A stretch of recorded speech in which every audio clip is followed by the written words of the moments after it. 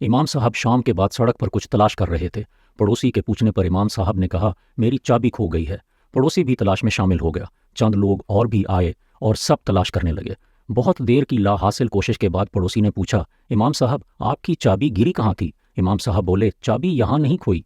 और फिर अपने घर की तरफ इशारा करके कहा, चाबी वहाँ मेरे घर में खोई है। सब ने हैरान होकर मुअद्दबाना पूछा, इमाम साहब अगर चाबी वहाँ खोई है तो यहाँ क्यों तलाश कर रहे हैं? इमाम साहब बोले, क्योंकि मेरे घर में रोशनी मध्यम है जबकि यहाँ स्ट्रीट लाइट की रोशनी ज़्यादा है। पड़ोसी कहकहा लगाकर हंसने लगे तो इमाम साहब बोले, दोस्तों क्या तुम भी ऐसा ही नहीं करते कि जब तुम्हारे अंदर का सुकून खो जाता है तो तुम उसे बाहर की अशिया में तलाश करते हो? तुम अपने अंदर नहीं झांकते क्योंकि तुम्हारे मन में रोशनी नहीं होती। अब तुम ही बताओ कि अगर घर में खोई चाबी बाहर सड़क पर नहीं मिल सकती तो तुम्हारे अंदर का खोया सुकून बाहर की दुनिया में कैसे मिल सकता है?